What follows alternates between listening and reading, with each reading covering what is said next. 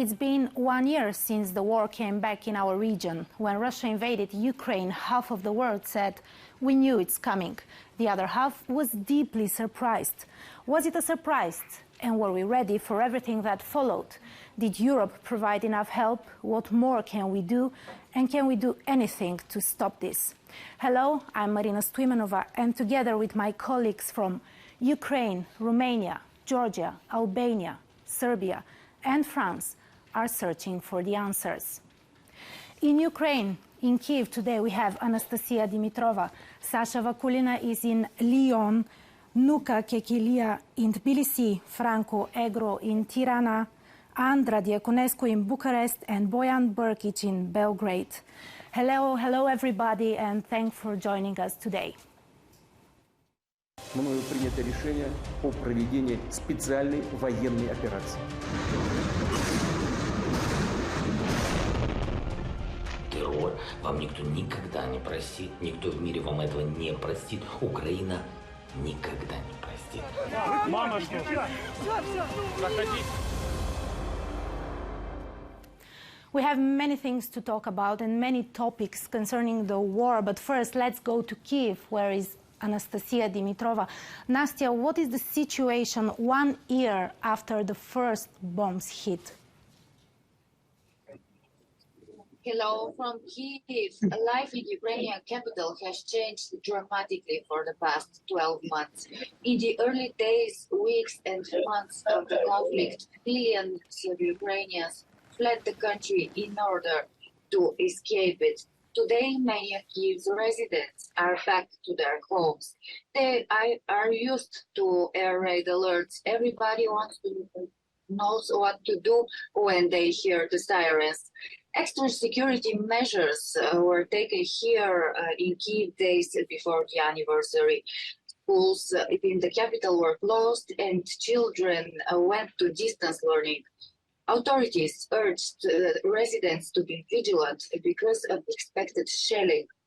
Some of the capital's citizens decided to leave it temporarily before the anniversary just to be in a safer place.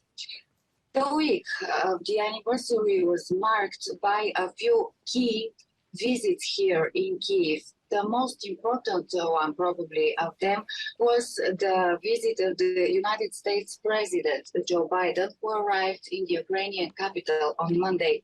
He met President Volodymyr Zelensky and reaffirmed that the West will continue to support Ukraine until the end. At the same time, Russia continues its offensive in Donetsk and Lugansk oblasts. Experts say that the offensive that was expected in the spring has already started, but it will not have the scale we saw a year ago. The blow on the Ukraine's economy was severe in the past year. This affected every citizen of the country. The latest forecast from the International Monetary Fund is that the country's economy will gradually start to recover this year, but Ukraine will need the support from its allies. At the same time, we see that the military support is expanding. Many more countries are sending what the Ukrainian army needs to protect the country.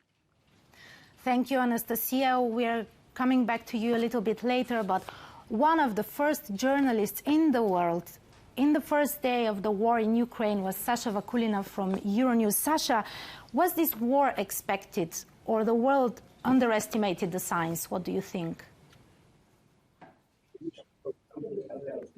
I arrived to Kyiv on the 13th of February, taking one of the last flights from Paris to Kyiv by Air France. The West had been issuing warning after warning that the war was highly probable and that Russia was going to invade Ukraine. The atmosphere in Ukrainian capital was very different. It was defiant and even somehow dismissive. People were tired of hearing the Western warnings and were just living their lives with daily routine unbothered, except for some conversations in the evening with families and friends, which all started with the same question: do you think it is going to happen? There were even indicated dates, and when Russia did not invade on the 16th of February and then on the 22nd, the mood somehow lightened up, but not for long. On the evening of the 23rd of February, the tension was growing among the population. By midnight, it was almost palpable. I received the information from my sources late in the evening of the 23rd of February with the warning the invasion was very probable and it was coming. But despite this tension, most of the Ukrainians had the same reaction, some sort of a disbelief. The disbelief that something like that can be possible in 2022, that the war of aggression is possible in the 21st century. That one country can invade a neighboring independent country, can throw tanks and planes and can bomb cities and launch missiles at the country of 45 million people, targeting the civilians. Now, so did the world underestimate the signs? I don't think so. I think the world just could not comprehend it, could not believe in Russia unleashing war, because the world, us, we simply believed in humanity. So on the 24th of February last year, when the war began, what did you hear? What did you see? What were the first pictures that you saw and probably, I'm sure you will never forget until the rest of your life? No one ever will. Ukrainians were somehow used to living in the war since 2014, but the full-scale invasion was very different. Most of us never seen missiles hitting residential buildings from our windows. Most of us do not know the sound of the air raid sirens. I started the news coverage with the first explosions in Kyiv, then went to the metro station, the closest bomb shelter for many civilians. The stations were filling up really quickly. People came with their families, with their children, with their pets. In the morning of the 24th of February, they did not know yet that many of them would stay at those metro stations for weeks. I then went around central Kyiv, watching how people react, what do they do, how they behave. In January, in Lyon, at the Euronews headquarters, we had a few editorial meetings about the possible invasion, what could happen in Ukraine, and possible scenarios. As a Ukrainian myself, I had a different perspective on that.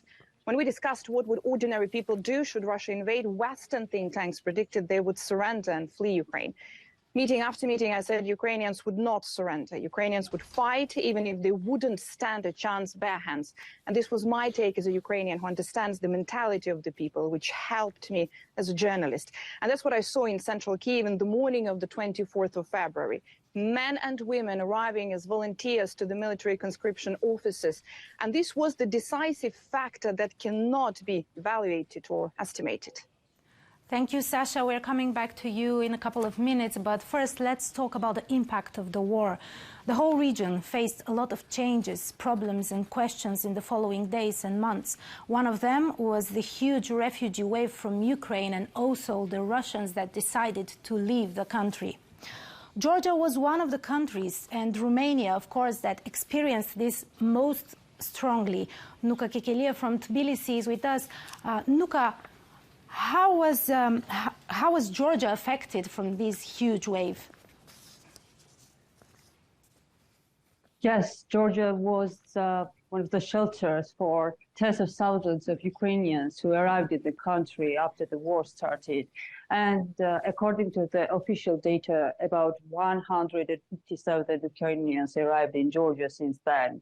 And there are several non-governmental organizations in Georgia, also civil organizations, and a number of people organizing permanently a number of actions, humanitarian or cultural, for fundraising to assist those who were affected from the war. But we cannot say that the attitudes of Georgian population were so welcoming to those Russians who arrived in Georgia since the war began. And we can say that it was a huge influx, as 1.5 million Russian citizens crossed the Russia-Georgia border after 24th of February 2022.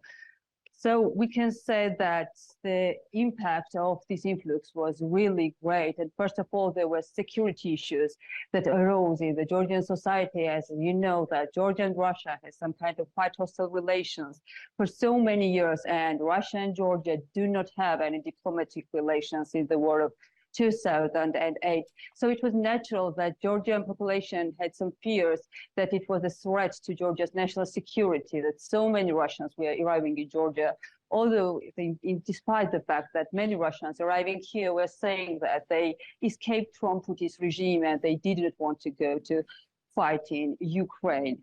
Another effect, I would say, was huge economic impact. The prices rise in so many directions, and especially food products and on real estate. So it's impossible in Tbilisi now, quite impossible to hire a flat or buy an apartment. So, and finally, to sum up, I would say that the recent surveys of public opinion in Georgia show that a vast majority of Georgian population consider Russians as a threat to Georgia's national security, and they demand that the government imposed a visa regime to Russia. Okay, let's see more in the video.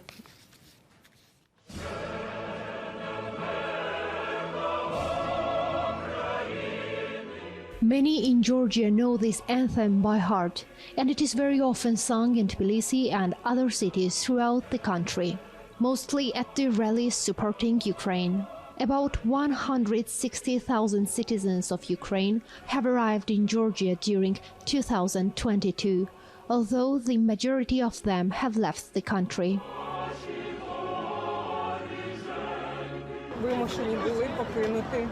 We had to leave the country under the pressure. War and occupation are really frightening situations. It appears that they are stealing your life. We incredibly appreciate Georgia's hospitality and its people's generous support. Differently from Ukrainians, Russian citizens have long-term plans in Georgia. About 1,500,000 Russian citizens arrived in the country since 24th February 2022. Yet it is unknown how many of them stayed here. And their presence is evident everywhere in the streets, cafes, even in the bookshops. We are here because of the war Russia started. We do not want to live in a country which is attacking others and carrying out fascist deeds. Not many in Georgia seem happy with the huge influx of the Russian citizens. The recent surveys show that about 70% of Georgian population thinks that the arrival of Russian citizens will negatively impact the country and support imposing a visa regime on their northern neighbor. Anne Gudushauri, Euronews, Georgia. Talking about refugees, same goes for Romania. Along with Poland, the two countries probably face the biggest refugee wave. How many refugees since the war began? What are the measures of the government? Andra Diaconescu, editor-in-chief of Euronews Romania, will give us details. Andra. Hi, Marina. Hello, everybody. Almost 4 million Ukrainians have entered Romania since the war started.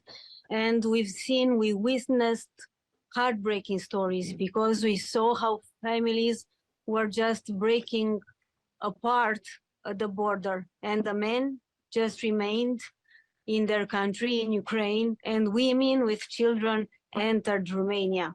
The first days were heartbreaking because we saw how they stayed in queues, in lines for hours, just hoping to save themselves, to save their children.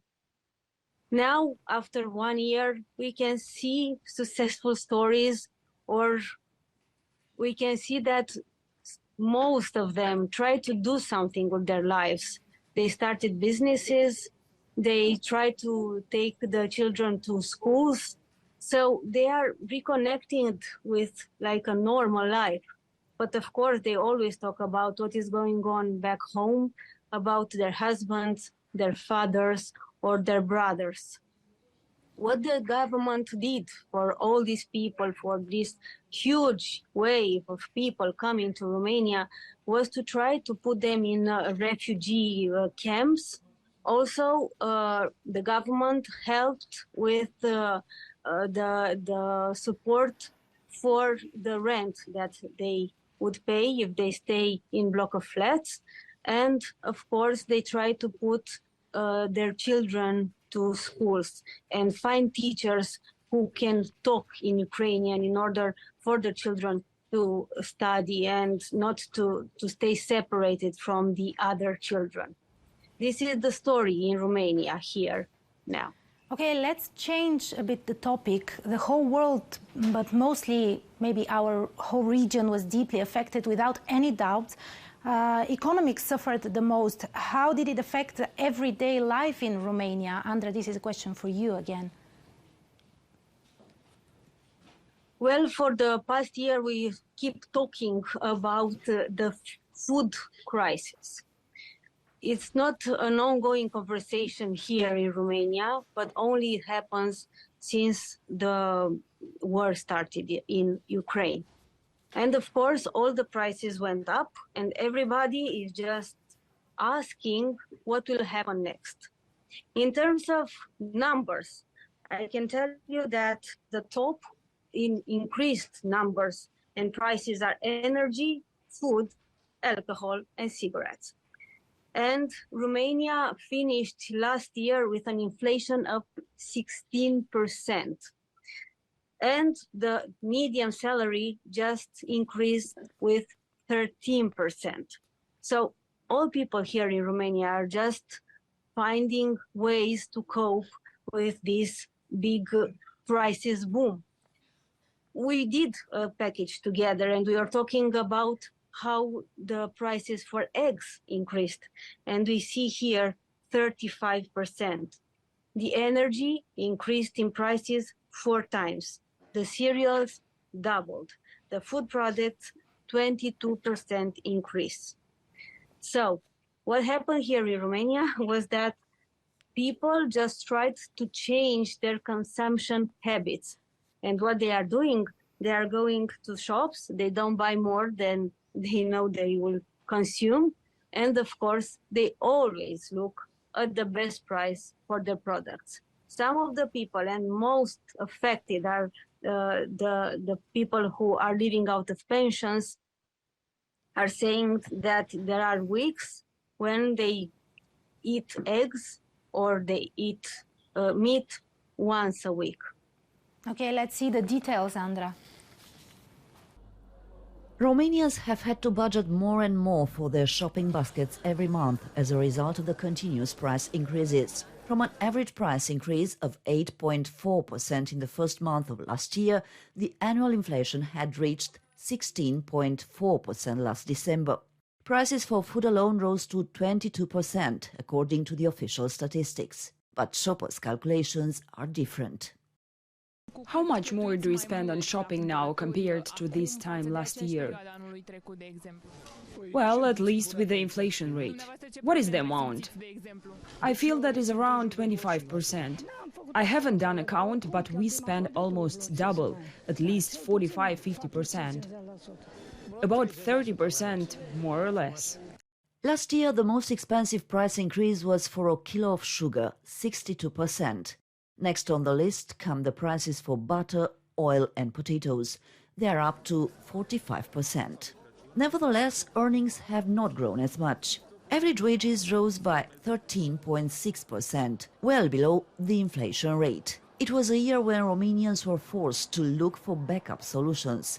First and foremost, not to leave the supermarket with an empty shopping basket. Well, first I have selected a supermarket which I find to be more convenient.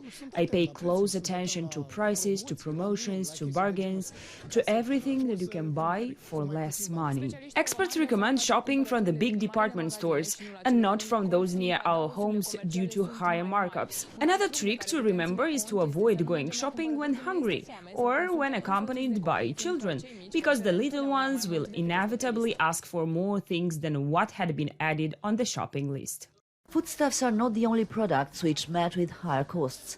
Energy tariffs alone have risen by 45% in 2022 and gas by 35%. Food and household utilities are incidentally the biggest consumer expenses of a household budget.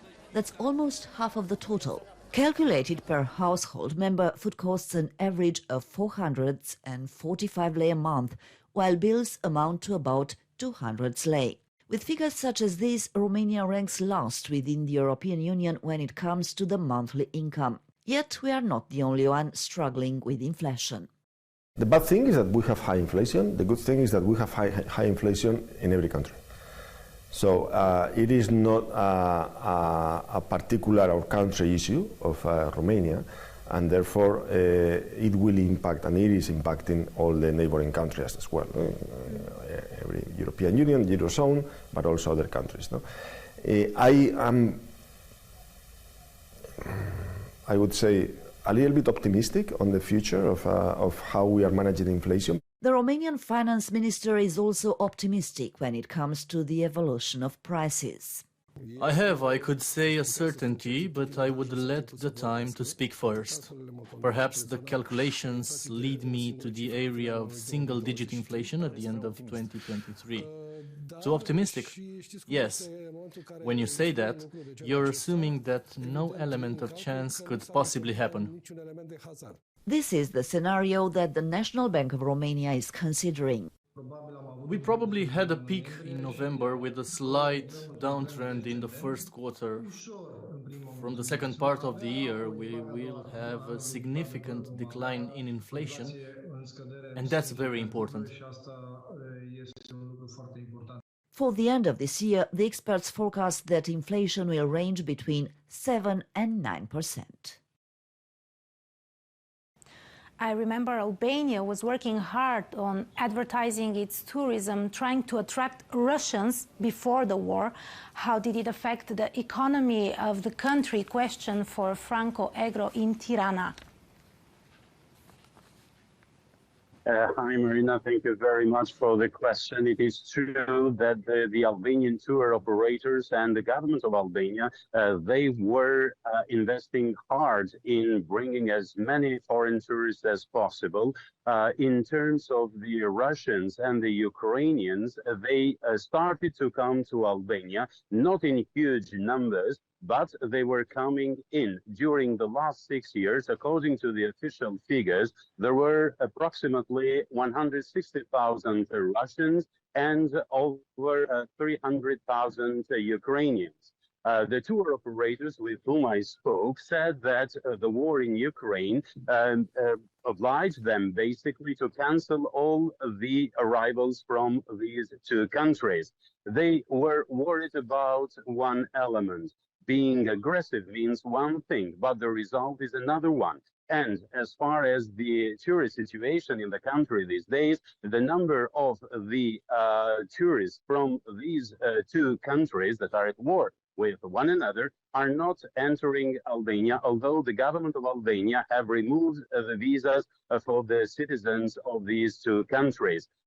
Another impact that the war is having in this specific industry that is extremely important for the economic situation in Albania is the fact that it is the number of the tourists that are coming from neighboring countries like Poland, Czech Republic, Slovakia is diminishing. Hungary as well is diminishing as well.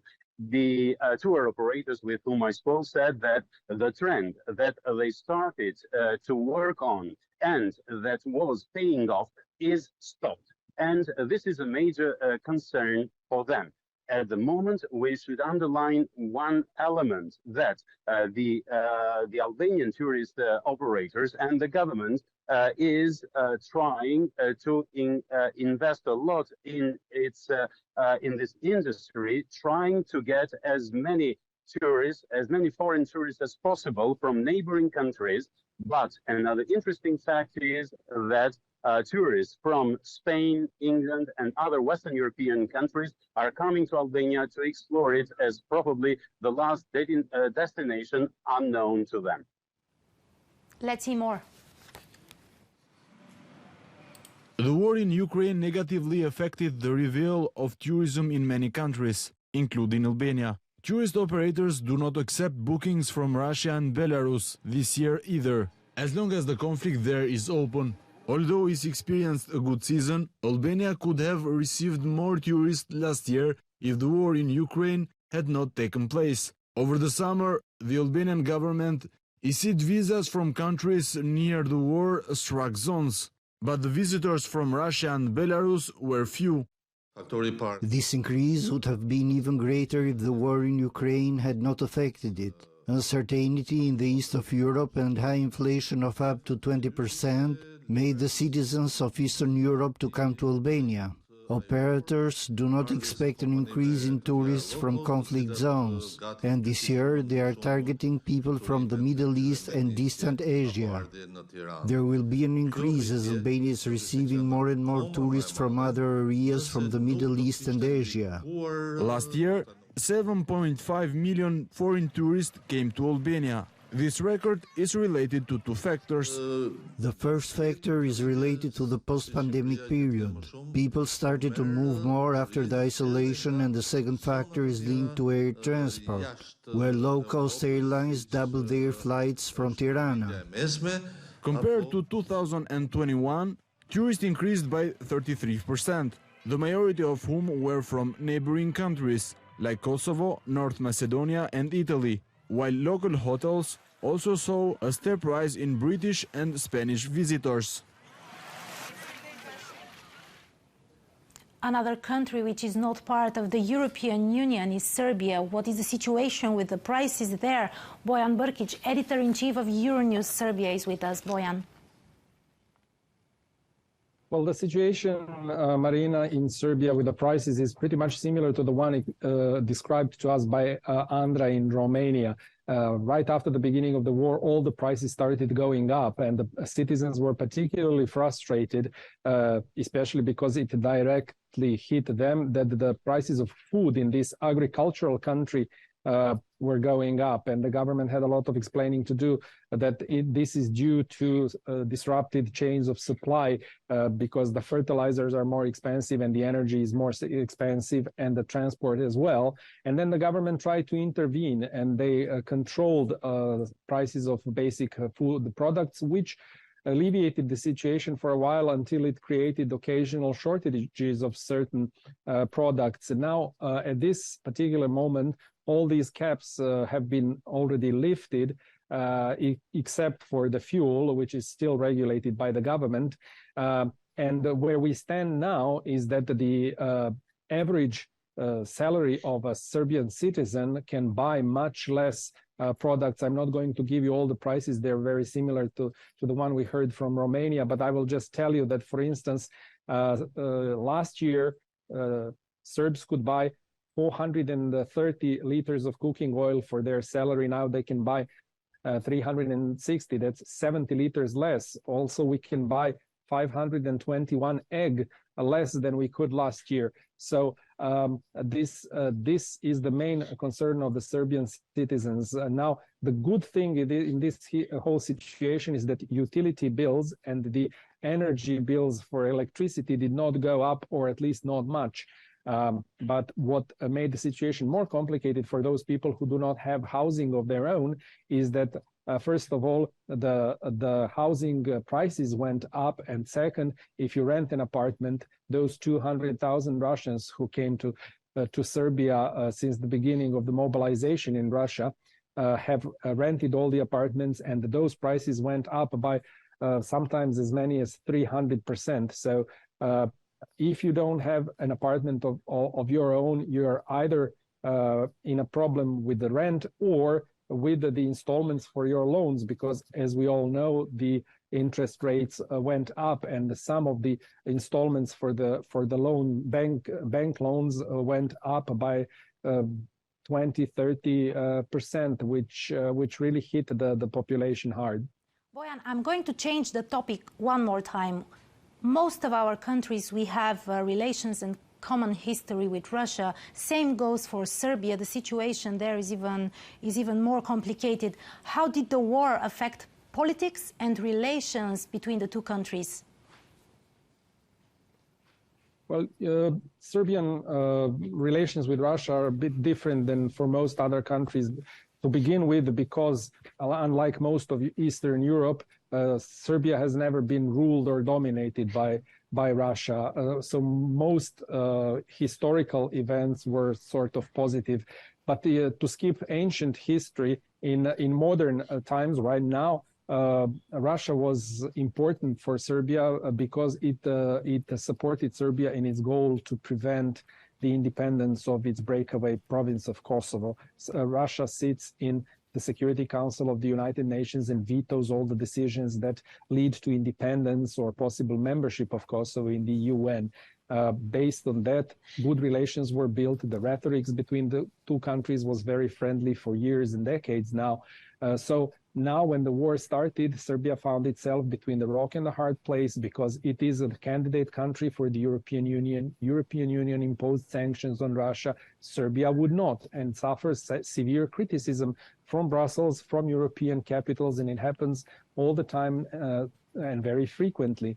Now, what makes things even more complicated is this wound from 1999. One opinion poll here suggested that most Serbs are not so much in love with Russia as much as they want to spite NATO for bombing this country in 1999. So all in all, when Serbian government started hinting that sanctions against Russia might become inevitable because the conflict is growing and we see something that is reminiscent of the Cold War, and we will have to, geography will decide which side of the Iron Curtain we are going to be on. Some people find it very difficult to reconcile with that. Yeah, and let's see the example you gave us. It's a good example.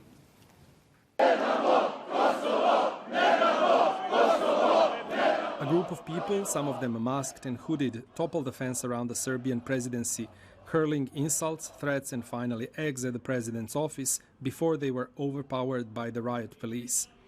These demonstrators were just the most agile ones from a crowd of several thousand who gathered around the president's office to protest what they called the treason of Kosovo. Some demanded ouster of President Aleksandar Vučić, and not just any kind of ouster. He who signs, he gets killed. Among the crowd, members of the notorious group People's Patrols, who confront the migrants and boast ties with the Russian paramilitary organization Wagner. Their leader inviting Russia's help. Should we allow Kosovo to become a UN member? So, who are we? 30 plus. What kind of generation are we to experience that and live? And they are afraid of riots. I swear to you, we're capable of much more than just riots. The rally was attended by a mixture of right-wing parliamentary parties, public figures and ordinary people who carried Serbian and Russian flags and banners with slogans supporting Russian military effort in Ukraine and different conspiracy theories. If this government made us come here, then I guess it is time to change it. I'm supportive of Russia. It is my family tradition. My whole family has ties to Russia. They were priests in Gračanica and Kosovo, and we were all expelled. I'm always for the better, and what we have now leads nowhere. There is no justice, literally no justice. Vučić did not buy Kosovo, nor did he get it, nor it is his, nor did his father leave it to him so that he can sign whatever he needs to sign. Right after the rally, President Vučić stated that he would not allow extremists with foreign support either from the east or the west to threaten order in Serbia. He met the leaders of the intelligence community and a few leaders of the far-right groups were arrested. Bulgaria also has tight relations with Russia due to the common history after and before the liberation. That's why the country was more dependent of Russia than others. A huge part of the society has a deep respect of Russia, although this changed a bit after the war in Ukraine started. Even the political crisis in Bulgaria became a hostage of the pro- and anti-Russia sentiments. The biggest dependence, though, is of energy resources that we used to get mainly from Russia. Now, Bulgaria is trying to separate from these dependencies, but this is not easy and, for sure, not a quick process.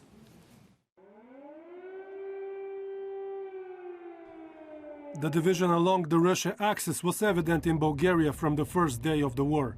Some wanted to impose sanctions, and others vehemently opposed such action. Да покажем на нашите партньори от Европейския съюз и НАТО, че от тук нататък България ще говори в един глас в тези две семейства. Каква точно е ползата на България от налагането на санкции, в резултат на което ще загубим ние? The division in society did not decrease despite the government's actions. Politicians were also divided on sending military aid to Ukraine. Даване на още оръжие означава удължаване на войната. Ние сме за мир.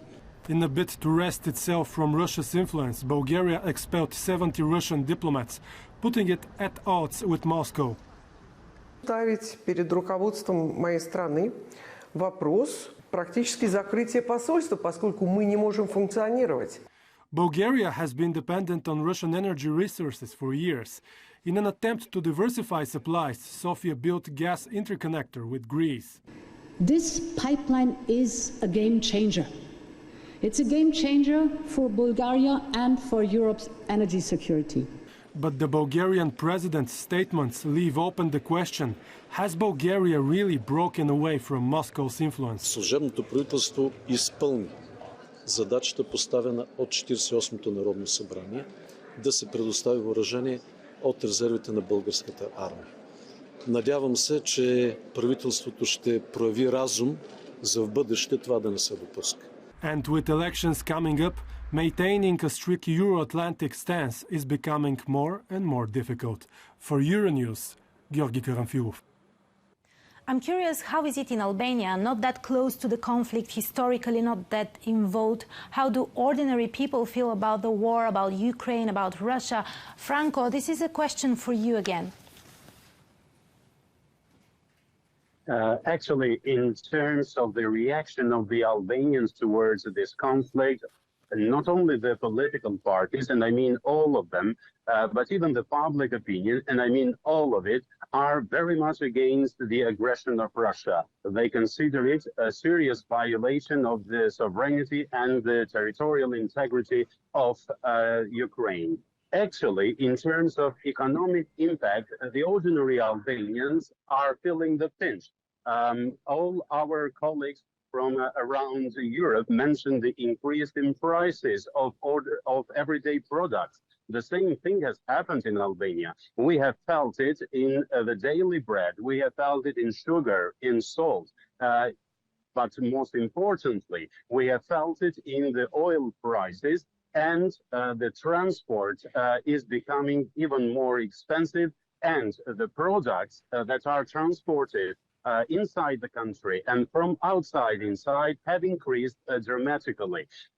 But actually, although these things are happening as we speak in Albania, not a single person is supporting what Russia is doing. On the contrary, the reaction has been extremely vehement. The Albanians do not accept the aggression of Russia against the Ukraine. On the other hand, in terms of geopolitics, the Albanians are following with great attention what the international emissaries, like those of the United States of America and those of the European Union, the dialogue that is taking place between the Republic of Kosovo and the Republic of Serbia. And they are looking forward to an agreement which probably will be signed at some time in not far future, that the relations between these two countries will be stabilized. Actually, as you know, Albania is a NATO member country, and last year it started its negotiations to become a full member of the European Union.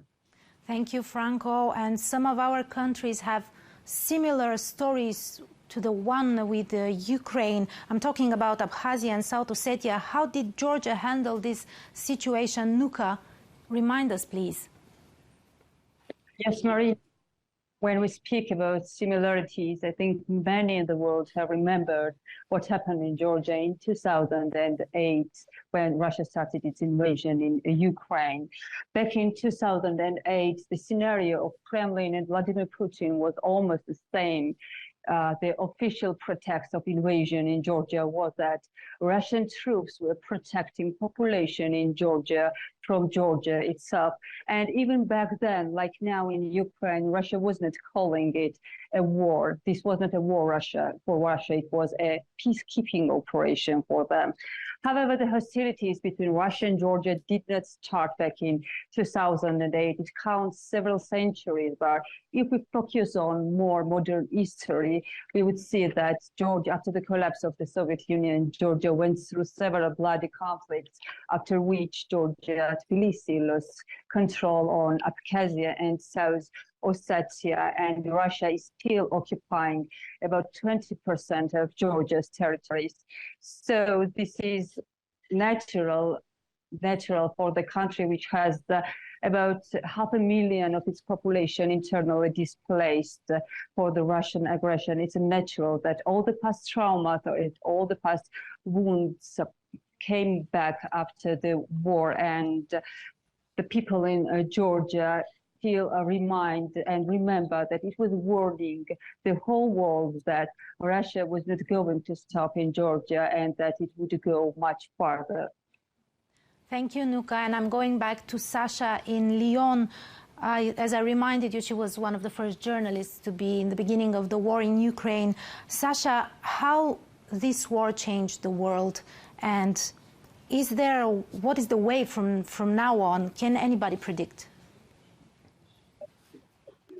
I think it changed it beyond the point of no return. When Western think tanks and best military experts were giving Kyiv a few days before it would fall under Russian pressure and invasion, they calculated the number of tanks Ukraine had, the number of planes, the ammunition, the missile stocks.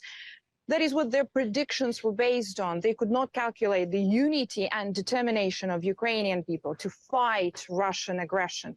And this is why Ukraine stands and fights a year after. The difference here being Ukrainians always knew that they would not surrender and would always fight for their independence and sovereignty. The world did not know it. It would take the world weeks and months to understand that the phrase that was said at the Snake Island by Ukrainian soldiers to the Russian flagship Moskva ship is the very definition of Ukrainian strategy. But after Russian forces were pushed out of Kyiv region, then from Kharkiv, and then from Kherson, the only regional capital Russians managed to occupy, the West also understood this. Russian invasion certainly united Ukraine. I have just returned from Kyiv myself, and it is amazing how Ukrainian society operates these days as one single unit with one goal, the victory. But it has also united the West. The unprecedented unity and support by the European Union, by the United States, by the West has changed the current geopolitical landscape and the balance of power, while at the same time bringing unbelievable clarity about the positions and stance the countries take. And that's what Putin got wrong. He did not expect the democratic world to unite. Yes, thank you, Sasha. And back to Kyiv and Anastasia Dimitrova. Nastya, what are the hopes of the people now? What do they expect? Well, every Ukrainian has only one hope, has only one dream, for the war to be over soon with the victory for Ukraine. Everybody here, as Sasha said, has united their efforts for this to happen. Everybody does what they can to help the military, to help the people in need, to help the government in order the victory to come. The people that I spoke with today and the days that we are here are saying this: we will win. Let's hear. You know, we live not so bad here in Kyiv, but very hard for our souls. We experience everything very hard. We fear for our children's lives. It is very offensive. It is very unfortunate what is happening now in Ukraine. I can't even make a comparison. Everything has changed morally, financially, everything. Everything has changed. You understand yourself that you don't get used to these constant worries, but all of us have to remain optimistic that our victory will be there. It was very interesting talking to you. Thank you, everybody. Thanks to my colleagues from Euronews Romania, Albania, Georgia, Serbia, Bulgaria, Ukraine, and the headquarters of Euronews in Lyon. We'll be back soon with more. Thank you for your time, and stay with Euronews. мною принято решение о проведении специальной военной операции. Террор вам никто никогда не простит, никто в мире вам этого не простит. Украина никогда не простит. Мама, что? Все. Проходи.